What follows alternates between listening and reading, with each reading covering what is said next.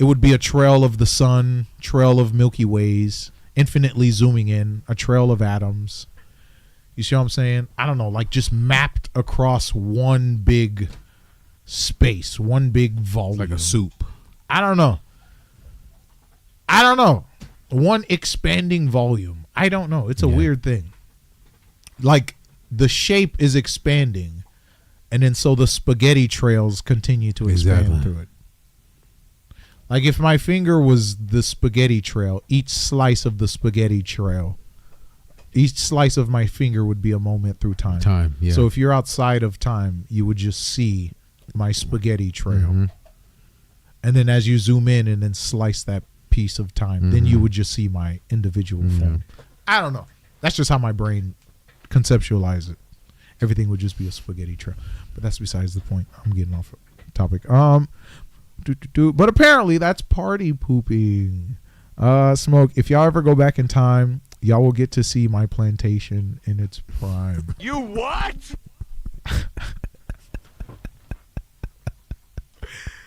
That's crazy. Oh Smoke. man, the collapse, the downfall of his plantation, crazy, bro. Where did you even own this land, bro? Like I need geolocations, bro. Yeah. Well, Google Map, he's gonna have to give us the location. Snot, y'all calling the space-time continuum soup and spaghetti? Is it not? Yeah. Is it not? Mm-hmm. Remember, reality is chaos. Is it not? Are we not in a soup and then it's just spaghettis of timelines? Mm-hmm. Yeah. String theory works into that. Yeah. You know what I'm saying? Soup. Soupity soup. The noodles are the matter, and then of course the soup, the actual liquid, is the empty space or the dark matter. Mm-hmm. And we just float around. Or the cloud that creates the new. Just float around in the soup. Yeah. And then you just interact with the noodles, and then the chicken nuggets could be whatever. Mm-hmm. Chicken nuggets and noodles. Chicken nuggets could be black holes, white holes. He said 1786, 89. 1789 to 86 were good years, but no, the Union had to mess it up. That's crazy. Low key, I feel like Smoke would have been a great main character for the Bioshock Infinite game. Yeah. See, the Prophet. What I can't wait is when you guys ask us questions. I'm really curious to what is gonna be asked, because that is insane, bro. Smoke had something to do with John Wilkes Booth. That's what he's probably his descendant, or Catcher Freeman. Oh, man. That's hilarious. Oh man, Union came and I lost 96%. Wait, y'all voted for that though? Yeah, but that's because the president tricked him. Yeah, he got tricked. He said free slaves. He said free slaves. That was a double entendre. That was a double he said entendre. Free slaves, and you're like, what? Yeah. Free? Yeah, that's a double entendre. He didn't even know it. I'm about to make a killing. Yep. What? And they voted for it. They voted for that shit. So he chose his language carefully. He knew what he was doing. I'm dead. He knew what he was doing. Free slaves. Yeah. So they thought they were going to get more slaves, but he actually meant free slaves. See, he didn't say free the slaves. He said, do you guys want free slaves? That's probably what he said, you know what I'm saying? I feel that. So he didn't put, do you guys want to free the slaves? Because if he said that, then they would vote no. Smoke, the South shall. Sorry, Smoke, the North pays all our taxes. Yeah. Sorry, Smoke, the North and the West pays all our taxes. Especially in Florida, all we got is tourism, nigga. Yeah, like it's dead right now because every's back up north. Ain't nothing rising, dog. Sorry. Yeah, it's quiet right now, bro. Snot says that's why they call him Jeff Boyardee. Yeah. I'm just a ravioli. Mm-hmm. Just a noodler. Yes, sir. Who is y'all? I ain't vote for shit. I had my slaves fighting to protect the plantation. That's crazy. You know what's crazy to me? They gave the slaves guns to fight. And they still fought. Like, what? What are we talking about? That's spooky shit, ain't it? Ain't it? That's what I'm saying. Fear. I literally handed you a gun to fight for your own bondage. Fear. Spooky. Spooky work. Spooky work. So what's new, Mr. Sir? What is new? What's new under the sun? You've been in deep thought recently. Hell yeah, man. It's just I don't know, man. You've been disconnected. Yeah. You've been trying hard to disconnect, but unfortunately, you cannot fight the reality. I can't. That's why I told you. Before you lie to me, you lie to yourself. I can't. When you stick your head in the sand, the truth is going to pull it out. Yeah. Because even not engaging with the truth is lying to yourself. Well, it's like questions were asked this week. Mm-hmm. Like I got a couple DMs from Snot, and then of course, just at work, the same thing too. And then of course, it's just about work. Just looking at a different perspective of certain things. So. And then just people saying, "Oh, why do you come to work smiling every single day?" Because I understand the end goal of everything that I'm doing, and then helping an associate start a 401k, knowing that it's not going to really help, but that's what they want because they don't understand what it is. And 1 second. All right, Smoke, take it easy, man. He's at school. Yep. All right, my guy. Thank you. Appreciate you stopping by, brother. Thank you.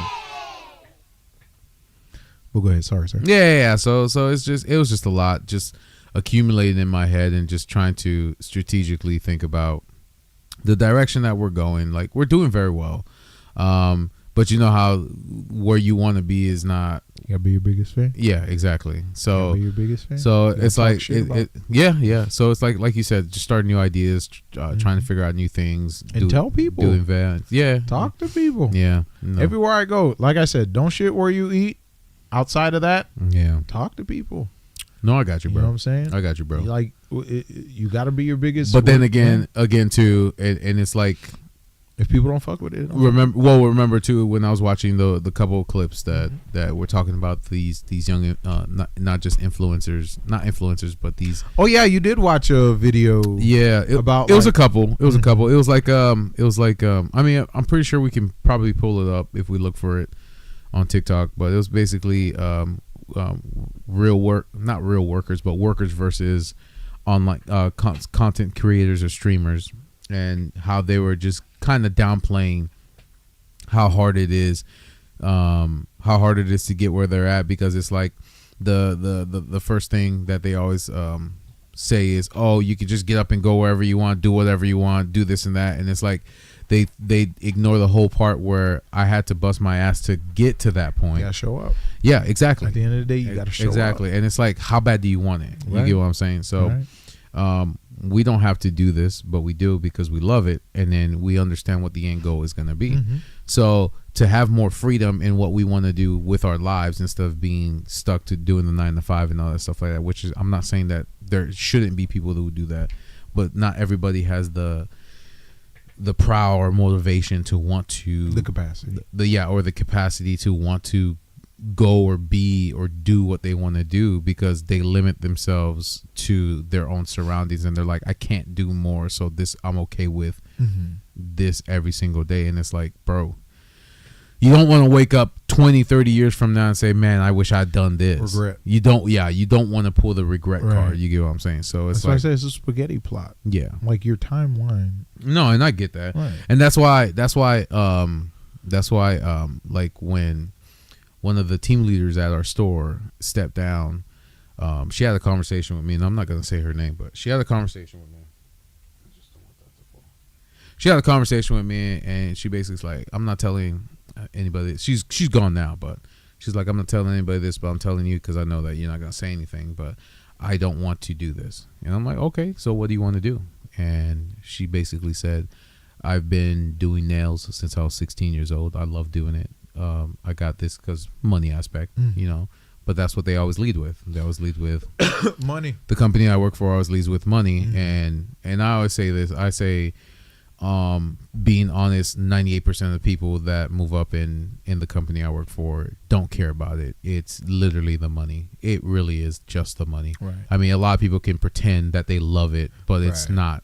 You can tell you can tell the not genuine. You can tell the people who authentic. You can tell the authentic people that like it, and then you can tell the people who don't and they know they're just doing it because they need a bigger paycheck. And I get it. The system that we are in, the economy that we live in, that's what it is.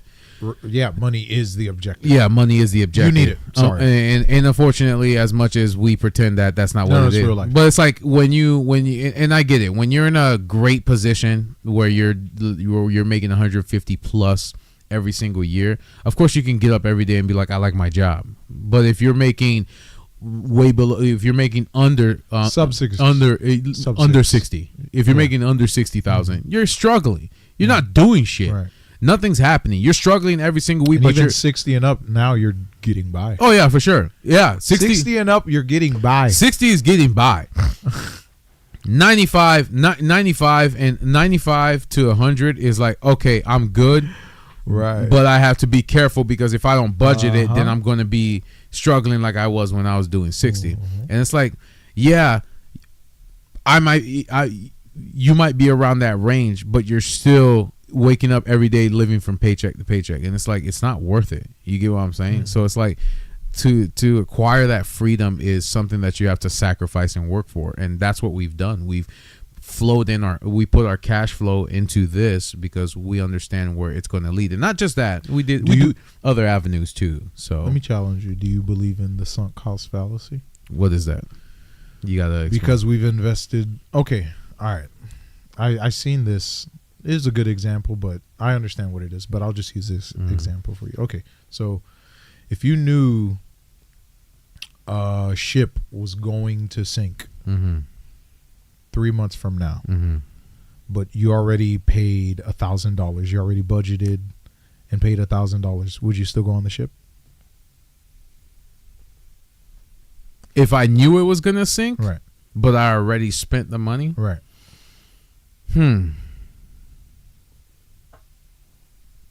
Would I go on the ship?